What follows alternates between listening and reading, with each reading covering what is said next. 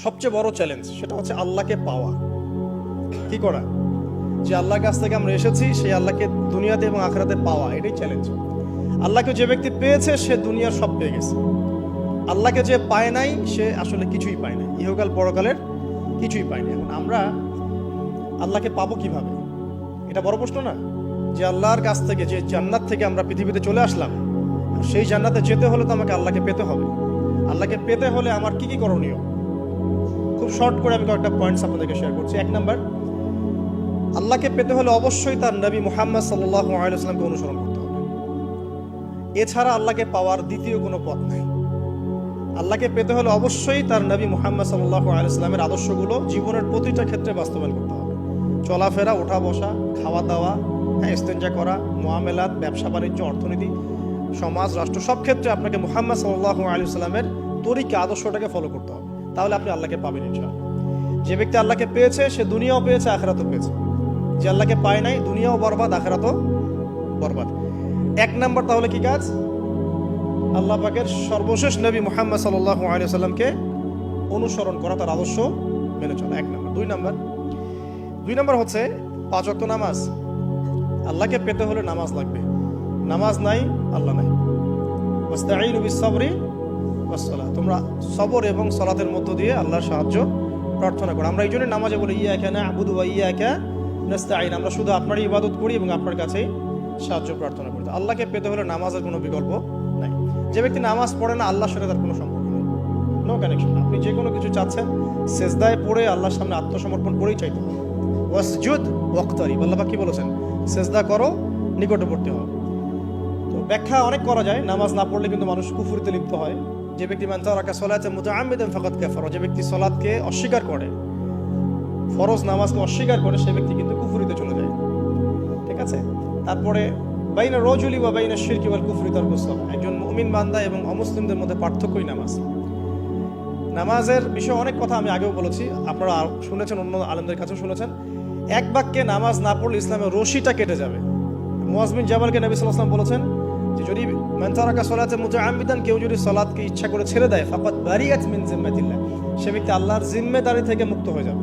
তার উপর আল্লাহর কোনো জিম্মাদারি নেই, আল্লাহর নিরাপত্তা, জিম্মাদারি থেকে সে মুক্ত। তো 5 ওয়াক্ত নামাজ আল্লাহ পাক আমাদের সবাইকে জামাতের সাথে পড়ার তৌফিক দান করুন। এর পাশাপাশি নফল নামাজ বাড়িয়ে দেওয়ার তৌফিক দান করুন, এবং স্পেশালি তাহাজ্জুদের নামাজ যদি পারেন 2 রাকাত হলেও নিয়মিত তাহাজ্জুদের নামাজ পড়ার তৌফিক আল্লাহ পাক আমাদেরকে দান করুন। আর নামাজের বাহ্যিকতা নিয়ে এত বেশি ঝগড়ায় যাবেন না। এখন আমরা যত ঝগড়া নামাজের বাহ্যিকতা নিয়ে, হাত বাঁধা, রফুল ইয়াদাইন, আমিন আর পায়ে পা, এগুলো নিয়ে ঝগড়া শেষ আছে? নাই। ইসলামের বিরোধী শক্তিরা হাত ভেঙে ফেলার পায়তারা করে ফেলেছে অলরেডি। হাতই না থাকলে আপনি বাঁধবেন কোথায়? মনে করেন আপনার হাতই নাই, বাঁধবেন কি উপরে না নিচে? তো এই হাত তো ভেঙে ফেলার পায়তারা করা হয়েছে। এখন আপনি পড়ে আছেন বাঁধার কোন জায়গায় বাঁধবেন সেটা নিয়ে, অথচ পুরো বৈশ্বিক চক্রান্ত মুসলিমদের বিরুদ্ধে হাতটাই ভেঙে ফেলে দিন। তুই বাঁধবি কোথায় হাত? তারপর দেখব। এটা আমরা বুঝতে পারি না। এটা বোঝার জন্য যে জ্ঞান, ইলম, নূর দরকার, তা তো নাই আমাদের মধ্যে। এই জন্য আপোষের ঝগড়া নিয়ে পড়ে আছে। যে ছোটখাটো যে ইখতিলাফি মাসআলাগুলো চলে আসছে দীর্ঘদিন থেকে, এগুলোর কোনো সমাধানে আসতে পারবে না কিন্তু কেউ। পক্ষে বিপক্ষে কথা চলতেই থাকবে কিয়ামত পর্যন্ত, ওইগুলো নিয়ে আমরা ব্যস্ত আছি। তো আমি রিকোয়েস্ট করবো নামাজের আধ্যাত্মিকত্বের দিকে ফোকাস করুন। নামাজের আধ্যাত্মিকত্ব কি? আপনি আল্লাহর সামনে দাঁড়িয়েছেন, দুনিয়ার সাথে এখন আপনার কোনো সম্পর্ক নেই, আপনি এবং আল্লাহ, মাঝখানে কিছু নাই। নামাজে যা পড়ছেন, সূরা ফাতিহা, অন্যান্য সূরা, রুকু, তাসবিহ, সিজদা, তাশাহুদ, দরুদ, অর্থ বোঝার চেষ্টা করুন এবং অর্থের দিকে ফোকাস করেন, আল্লাহকে পাবেন ইনশাআল্লাহ। সিজদায়, রুকুতে যখন যাচ্ছেন, আপনি চিন্তা করেন যে আপনি মহাবিশ্বের মহা শক্তিধর আল্লাহ রাব্বুল আলামিনের সামনে মাথা নত করেছেন। আপনি চিন্তা করেন যে আল্লাহ আপনাকে দেখছেন। এখন যখনই মানুষ নামাজে দাঁড়ায়, আল্লাহ পাক তার দিকে দৃষ্টি নিবদ্ধ করেন, এবং যখন মানুষ এদিক ওদিক তাকানো শুরু করে নামাজে, আল্লাহ পাক মুখ ঘুরিয়ে নেন। হ্যাঁ, নামাজে ওই যে আমরা যে ডিজিটাল নামাজ পড়ি না, এখন ডিজিটাল মানে 4 রাকাত নামাজ 4 মিনিটে শেষ। এক রুকু করলে সেজদা পাওয়া যায় না, সেজদার তাসবিহ পড়লে আবার এদিকে দেখা যায় যে দ্বিতীয় সেজদায় চলে গেছে অলরেডি ওঠার আগে। অনেক ক্ষেত্রে ইমাম সাহেবরাও খুব দ্রুত নামাজ পড়েন, অনেক দ্রুত পড়েন। এত দ্রুত নামাজ পড়াবেন কেন? নামাজ জামাতে পড়লে সংক্ষিপ্ত করতে বলা হয়েছে, কিন্তু এত দ্রুত তো করতে বলা হয়নি। এখনো দেখবেন মক্কা মদিনায় গিয়ে নামাজ দেখবেন, মাশাআল্লাহ, নামাজটা তাদের মাশাআল্লাহ, এটার প্রশংসা না করলে হকাদা হবে। নামাজটা অসাধারণ, ধীর স্থিরভাবে ফজরের নামাজ 20 মিনিট, 15 মিনিট, 20 মিনিট পড়াচ্ছে নামাজ, রিল্যাক্স। নামাজে দাঁড়ালে চমৎকার তেলাওয়াত হচ্ছে, আপনি ভুলে যাচ্ছেন নিজেকে।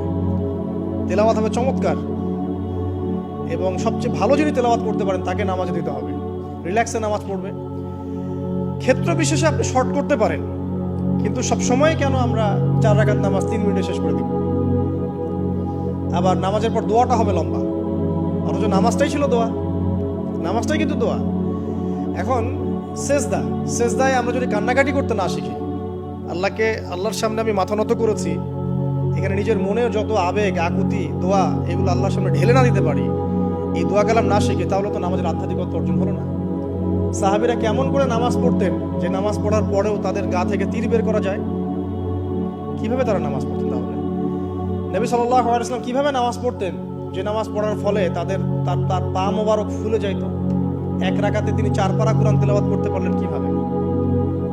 তো তাদের নামাজ আর আমাদের নামাজ, আল্লাহ রাব্বুল আলামিন তার রাসূলের মাধ্যমে একটা হাদিসে জানিয়েছেন যে এমনও অনেক নামাজি আছে, নাউযুবিল্লাহ, আল্লাহ পাক আমাদেরকে তাদের অন্তর্ভুক্ত না করুন, যে নামাজ পড়ার পরে আল্লাহ রাব্বুল আলামিন এই নামাজটাকে ওই নামাজের মুখের উপর নিক্ষেপ করে দেয়। তোমার নামাজের আমার কোনো দরকার নেই। আল্লাহ পাক আমাদেরকে হেফাজত করুন। ধীর স্থিরভাবে পড়েন, রিল্যাক্স, তাড়াহুড়ার কিচ্ছু নাই। ওয়ামা খালাকতুল জিন্না ওয়াল ইনসা ইল্লা লিয়াবুদুন, শুধুমাত্র আল্লাহর ইবাদত করার জন্যই তো পৃথিবীতে এসেছি। হোক না দোকানটা 5টা মিনিট পরে খুললে কি হবে? হ্যাঁ, জমিতে যান, জমিতে আধা ঘন্টা পরে গেলে কি হবে? যে আল্লাহ পাক আপনাকে বাঁচিয়ে রাখতে পারেন, সে আল্লাহ পাক আল্লাহর পথে সময় দিলে আপনাকে অফুরন্ত রিজিকও তো দিতে পারেন না? আপনি আল্লাহর হয়ে যান, বাকি সব আল্লাহ আপনার দায়িত্ব নিয়ে নেবেন। ইনশাআল্লাহ আপনি নিজে আল্লাহর হয়ে যান, আপনার সব কিছু দায়িত্ব কে নিয়ে নেবে? আল্লাহ নিয়ে নেবে। তো আল্লাহ পাক আমাদেরকে ধীর স্থিরভাবে আধ্যাত্মিকত্ব অর্জন করে নামাজ পড়ার তৌফিক দান করুন। তো দেখুন, আল্লাহকে পাওয়ার সবচেয়ে সেরা মাধ্যম কি? নামাজ। তার আগে বলেছি নবী সাল্লাল্লাহু আলাইহি ওয়াসাল্লামের অনুসরণ। আল্লাহকে পাওয়ার তৃতীয় একটা মাধ্যম বলে দিই আমি, সওম বা রোজা রাখা। অল্প সময় গুড়িয়ে নিচ্ছি, সওম বা রোজা রাখা। রোজা কেন আল্লাহকে পাওয়ার মাধ্যম জানেন? কারণ রোজা রাখা অবস্থায় আমরা কিন্তু গোপনে পানাহার করি না, করি? আমরা রোজা রেখেছি, গোপনে কিন্তু পানি খেতে পারি, কেউ দেখবে না। গোসল করছেন, আপনি পানি খেতে পারেন, কেউ দেখবে না। লুকিয়ে লুকিয়ে আপনি কিন্তু খাবার খেতে পারেন, কেউ দেখবে না, বাসায় কেউ নাই দেখার, কিন্তু আপনি খান না। আপনি সবর করেন, সহ্য করেন, একদম সূর্যাস্তের সময় গিয়ে আপনি ইফতার করেন। এই যে কাজটা আপনি কেন করেন? কারণ আপনি ফিল করেন যে আল্লাহ আপনাকে দেখছেন। কেউ আপনাকে দেখুক না দেখুক, আল্লাহ আপনাকে দেখছেন। এটাই হচ্ছে ইহসান, এটাই হচ্ছে আল্লাহ পাকের মারিফতকে উপলব্ধি করা। আল্লাহ রাসূল সাল্লাল্লাহু আলাইহি ওয়াসাল্লাম বলেছেন, ইহসান হচ্ছে আন তা'বুদাল্লাহা কাআন্নাকা তারা, তুমি এমন ভাবে আল্লাহর ইবাদত করবে যেন তুমি আল্লাহকে দেখছো। ওয়া ইল্লাম তাকুন তারাহু ফাইন্নাহু ইয়ারাক, তুমি আল্লাহকে দেখতে না পারলেও বিশ্বাস করবে আল্লাহ তোমাকে দেখছেন। এটা রোজা রাখলে উপলব্ধি হয় না যে আল্লাহ আমাকে দেখছেন? এটা হচ্ছে আল্লাহকে পাওয়ার মাধ্যম।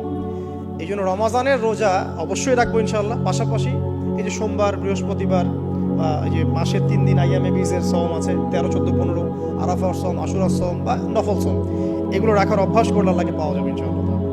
আল্লাহ পাক আমাদেরকে বেশি বেশি সওম রাখার তৌফিক দান করুন। এবং আমাকে, আপনাদের সবাইকে বিগত জীবনে আমরা যারা বিভিন্ন সময় সওম রাখি নাই বা রাখতে পারি নাই, বিভিন্ন সালাত পড়ি নাই, পড়তে পারি নাই, এগুলোকে হিসেব করে আদায় করার তৌফিক আল্লাহ পাক দান করুন। আমিন। 4 নম্বর একটা মাধ্যম বলে দিই আল্লাহকে পাওয়ার, সেটা হলো তিলাওয়াতে কোরআন। কোরআন তেলাওয়াত যে যত বেশি করবে, অর্থ উপলব্ধি করে পড়বে, সে আল্লাহ পাককে চাক্ষুষ পাবে ইনশাআল্লাহ।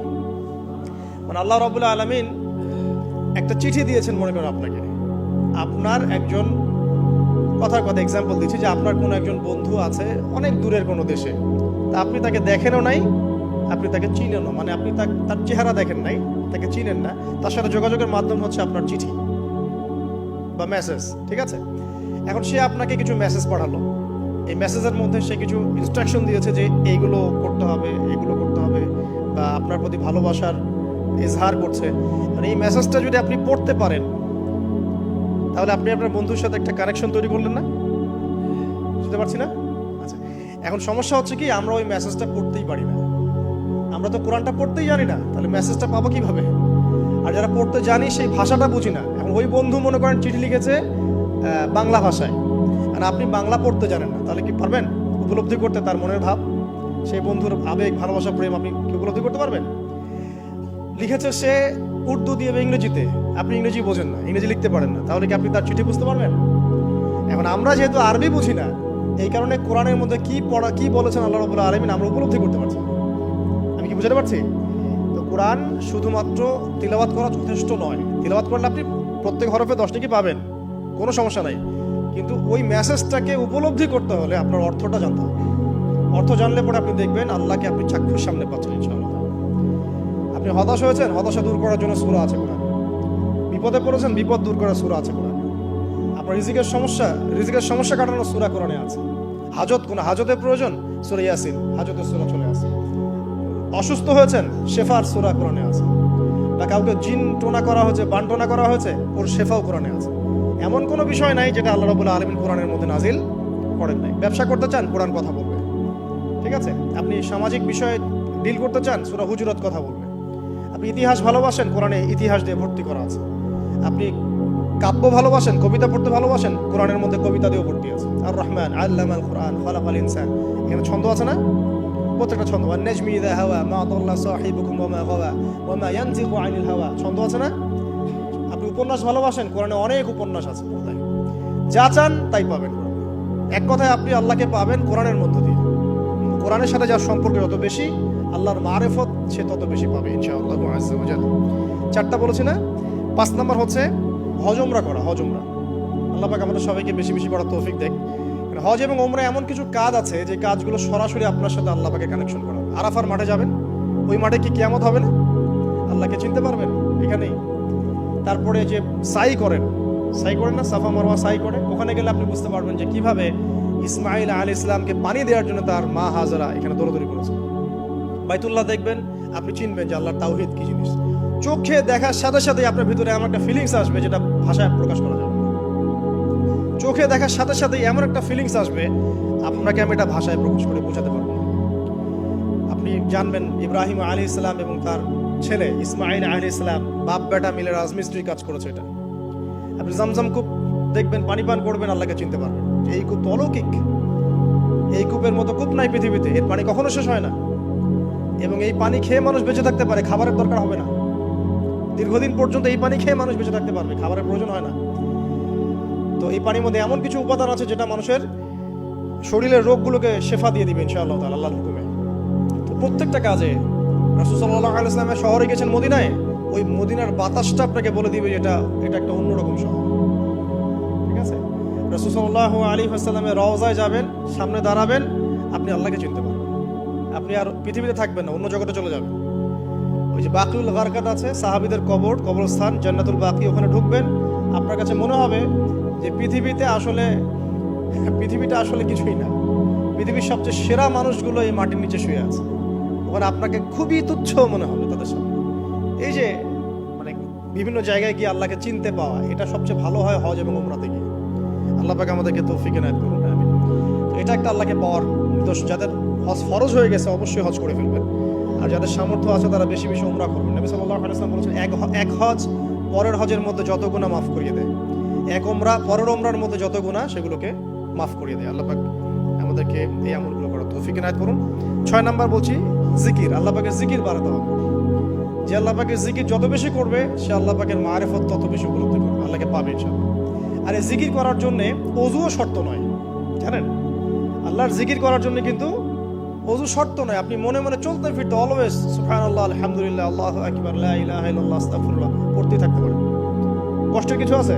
খালি জবান চলবে। মাঠে কাজ করছেন, ওই যে লাঙল দিয়ে কাজ করছেন, সেচ দিচ্ছেন, আপনি পড়তে থাকবেন আস্তাগফিরুল্লাহ ওয়া আতুবু ইলাইহি, লা হাওলা ওয়ালা কুওয়াতা ইল্লা বিল্লাহ, সুবহানাল্লাহ, আলহামদুলিল্লাহ, লা ইলাহা ইল্লাল্লাহ, আল্লাহু আকবার। কোনো সমস্যা নেই। রান্না বান্না করছে মেয়েরা, এটা করতে করতে পড়তে পারবে না? গাড়ি ড্রাইভ করতে করতে আপনি পড়তে পারবেন লা ইলাহা ইল্লাল্লাহ ওয়াহদাহু লা শারীকা লাহু, লাহুল মুলকু ওয়া লাহুল হামদু ওয়া হুয়া আলা কুল্লি শাইইন কাদির। যে কোনো কাজ করতে করতেই ইল্লাল ইস্তিনজা বাদ দিয়ে। ইস্তিনজা কি জিনিস? প্রসাব পায়খানা। এই সময় এগুলো মুখ দিয়ে বলবেন না, দরকার নাই। আপনি এখানে এরপরে যে সময়গুলো আছে এগুলোতে আপনি জিকির বাড়াবেন। যে যত বেশি জিকির করবে তার কলব তত বেশি পরিচ্ছন্ন হবে। যার কলব যত পরিচ্ছন্ন, আল্লাহর নূর তার কলবে তত বেশি আসবে, সে আল্লাহ পাকে তত কাছে পাবে ইনশাআল্লাহ আযজা ওয়া জাল। 7 নাম্বার দোয়া ইস্তেগফার বাড়িয়ে দেয়। আল্লাহর কাছে বেশি বেশি দোয়া করতে হবে। দোয়া বাড়িয়ে দেন। দোয়ার জন্য হুজুর ডাকতে হবে না, দোয়ার জন্য আমাকে ডেকে বাসায় খাওয়ানোরও দরকার নেই। দোয়ার জন্য আপনি যথেষ্ট। নামাজে দাঁড়ান, নামাজের সেজদায় দোয়া করেন, নফল নামাজ পড়েন, নফল নামাজের সেজদায় দোয়া করেন, নামাজের পরে হাত তুলে দোয়া করেন, প্রয়োজনে নামাজে সালাম ফেরানোর আগে দোয়া করেন, যে কোনো ভালো কাজ করেছেন তারপর দোয়া করেন, ঠিক আছে? কোরআন তেলাওয়াত করলেন, দোয়া করেন, তাহাজ্জুদের ওয়াক্তে দোয়া করেন, বৃষ্টি পড়ছে তখন দোয়া করেন, ঠিক আছে? মানে দোয়া কবুলের মোমেন্ট, সময়গুলো, আজান হয়েছে, আজান ইকামতের মাঝখানে দোয়া করেন, এই যে এখন খুতবা হচ্ছে এই সময় দোয়া করেন, দোয়া কবুল হবে। দিনী মসজিদে বসেছেন, দোয়া করেন, দোয়া করতে থাকেন। মনে যত বেশি আপনি দোয়া করতে পারবেন আল্লাহর কাছে, ইনশাআল্লাহ আল্লাহকে আপনি তত কাছে পাবেন ইনশাআল্লাহ। এটা আল্লাহকে পাওয়ার অন্যতম মাধ্যম। এবং ইস্তেগফার, ইস্তেগফার মানে কি? তওবা করা। আস্তাগফিরুল্লাহাল্লাযী লা ইলাহা ইল্লা হুয়াল হাইয়ুল কাইয়ুম ওয়া আতুবু ইলাইহি। এটা বেশি বেশি পড়বেন, দিনে কমপক্ষে 70 বার বা 100 বার পড়ার চেষ্টা করবেন। আল্লাহ পাক তৌফিক দান করুন। কয়টা বলেছি ভাই? 7টা। আচ্ছা, 8 নাম্বার হচ্ছে সদকা করা। সদকা, দান সদাকা আল্লাহর কাছে খুব বেশি পছন্দের। দান সদকা করার জন্য সম্পদ লাগে না, আমার কথা শোনেন। দান সদকা করার জন্য সম্পদ লাগে না, কলিজা লাগে, মন লাগে। বহু বড় বড় মানুষ আছে দান সদকা করতে পারে না, কোটিপতি, যাকাত দেয় না, আছে না? আর বহু গরিব মানুষ ভ্যান চালায়, কৃষি কাজ করে, দেখবেন 100 টাকা দান করে দিল। মন থাকতে হয়, মন, কলিজা বড় থাকতে হয়। যাদের কলিজা বড়, মন বড়, তারা দান সদকা করতে পারবে ইনশাআল্লাহ। আর যার মন বড়, সেখানেই তো আল্লাহ নূর আসবে। সংক্ষিপ্ত মনে কি, সংকীর্ণ মন আল্লাহ নূর কোথা থেকে আসবে? কথা বুঝতে পারেন নাই? তো দান সদকা বাড়ান। আপনি 1 টাকা দান করেন, 5 টাকা দান করেন, হালাল রিজিক থেকে 1 টাকা দান করেন, সেটা আল্লাহর কাছে অনেক বেশি পছন্দের। একটা হাদিসে নবী সাল্লাল্লাহু আলাইহি ওয়াসাল্লাম বলেছেন, হালাল উপার্জন থেকে আল্লাহর বান্দারা যখন একটা খেজুরও দান করে, আল্লাহ পাক সেই একটা খেজুরকে আস্তে আস্তে বড় করতে থাকেন, বড় করতে থাকেন, বড় করতে থাকেন। এটা এক পর্যায়ে পাহাড়ের সমান হয়ে যায়। কিয়ামতের মাঠে মানুষ তার দান এবং সাদাকার যে ছায়া, এই ছায়ার নিচে অবস্থান করবে। আপনার বিপদ হয়েছে, দান সদকা করেন, বিপদ দূর হয়ে যাবে ইনশাআল্লাহ। জটিল কোনো রোগ হয়েছে, কোনো ডাক্তার ট্রিটমেন্ট করতে পারছে না, সদকা করেন, রোগ ভালো হয়ে যেতে পারে ইনশাআল্লাহ। সদকার ব্যাপক ফজিলত আছে। সদাকা, দান সদাকা, দোয়া, এগুলো তাকদিরের যে বিপদ আপদগুলো আছে না, ঝুলে আছে, আমাদের তাকদিরে বিপদ আছে না অনেক, এগুলোকেও সরিয়ে দিতে পারে আল্লাহ। এই শক্তি আছে দোয়া এবং দান সদকার মধ্যে। আল্লাহ পাক আমাদেরকে বেশি বেশি সাদাকা করার তৌফিক দান করুন, আমিন। আর সাদাকা নফল না করতে পারলেও কমপক্ষে ফরজ যাকাতটুকু দিবেন, ফরজ যাকাতটুকু দিবেন। কারণ যাকাত, সদকা এবং ব্যবসা, এগুলো হচ্ছে ইসলামিক অর্থনীতির মূল ভিত্তি, এর সাথে কৃষিকাজ। আর দুটো বলে শেষ করে দেই।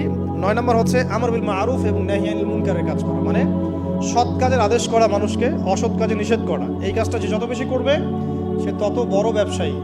কারণ কি, আপনার দাওয়াতে, আপনার লেকচার শুনে, আপনার বই পড়ে, আপনার নসিহত শুনে যদি একটা মানুষও দিনের পথে ফিরে আসে, ওই একটা মানুষের সারা জীবনের যে নেক কাজ, এই সমস্ত নেক কাজের একটা অংশ আপনি পাবেন। আবার আপনি কাউকে অন্যায় থেকে বারণ করেছেন, আপনার দাওয়াত শুনে কেউ সিগারেট ছেড়ে দিয়েছে, মাদক ছেড়ে দিয়েছে, জেনা ছেড়ে দিয়েছে, পণ ছেড়ে দিয়েছে, বা হারাম সুদ ছেড়ে দিয়েছে, ওই মানুষটা এখন সারা জীবন যত ভালো কাজ করবে, এই পুরো ভালো কাজের একটা অংশ আপনি পাবেন ইনশাআল্লাহ। এর চেয়ে বড় কিন্তু কোনো ব্যবসা নাই। এই কাজটা করলে আল্লাহ পাকের রহমত নেমে আসে, আর এই কাজটা ছেড়ে দিলে আল্লাহ পাকের গজব নেমে আসবে। যখন মানুষ ন্যায়ের আদেশ এবং অন্যায় নিষেধ ছেড়ে দিবে, আল্লাহর গজব নেমে আসবে। আর মানুষ যত বেশি সৎ কাজে আদেশ করবে, অসৎ কাজে নিষেধ করবে, আল্লাহর রহমত তত কাছে আসবে ইনশাআল্লাহ। আল্লাহকে পাওয়া যাবে ইনশাআল্লাহ তাআলা। আল্লাহ পাক আমাদেরকে তৌফিক ইনায়াত করুন। আর সর্বশেষ একটা বলে শেষ করে দিই, সেটা হলো যে আল্লাহর দিনকে, আল্লাহর দিনের খেদমত করা বা দিনের কল্যাণে নিজেকে নিয়োজিত রাখা। আল্লাহর দিনের খেদমত করা বা দিনের কল্যাণে নিজেকে নিয়োজিত করলে আল্লাহ পাককে পাওয়া যাবে ইনশাআল্লাহ। এই পৃথিবীতে আল্লাহ পাকের সবচেয়ে গুরুত্বপূর্ণ জিনিসটা কি? নিয়ামতটা কি? আল্লাহর দিন না? এই দিন ছাড়া কি পৃথিবীতে আর কিছু আছে? একটা হাদিসে আসছে যে পুরো পৃথিবীটাই তো অভিশপ্ত। পুরো পৃথিবীটা কি? অভিশপ্ত। শুধুমাত্র দিনের এলেম অর্জনের জায়গা ছাড়া, তালেবে এলেমদের জায়গা ছাড়া, দিনী মাহফিলগুলো ছাড়া, যেখানে নামাজ হয়, এই জায়গাগুলো ছাড়া বাকি সব অভিশপ্ত জায়গা। তো এখানে পৃথিবীতে সবচেয়ে গুরুত্বপূর্ণ এবং ইম্পর্টেন্ট, আল্লাহর কাছে প্রিয় জিনিসটা কি? আল্লাহর দিন। তো আল্লাহর সেই প্রিয় জিনিসটাকে যারা এগিয়ে নেওয়ার চেষ্টা করবে, সেই দিনের খেদমত করার চেষ্টা করবে, দিনের জন্য একটা মসজিদ করা, একটা মাদ্রাসা করা, হ্যাঁ, একটা কোনো ভালো কোনো প্রকল্প করার চেষ্টা করবে, আল্লাহ পাক কি তাদেরকে রক্ষণাবেক্ষণ করবেন না? আল্লাহ পাক তাদের অভিভাবক হবেন না? নিঃসন্দেহ হবেন ইনশাআল্লাহ। এবং ইনশাআল্লাহ তাআলা তারা পৃথিবীতেও সফল হবে, পরকালেও ইনশাআল্লাহ তাআলা সাফল্যের চাদর তাদেরকে আঁকড়ে ধরবে ইনশাআল্লাহ তাআলা। আল্লাহ রাব্বুল আলামিন আমরা সবাইকে এই দুনিয়াতে আল্লাহকে পাওয়ার তৌফিক দান করুন, এবং যে কাজগুলো করলে পরে আল্লাহকে পাওয়া যায় সেই কাজগুলো বেশি বেশি করে করার তৌফিক আল্লাহ পাক দান করুন। এবং পরকালে আল্লাহ রাব্বুল আলামিন আমাদের গুনাহগুলোকে মাফ করে আল্লাহর রহমতের চাদরে আমাদেরকে আবৃত করে নিন। আল্লাহুম্মা আমিন।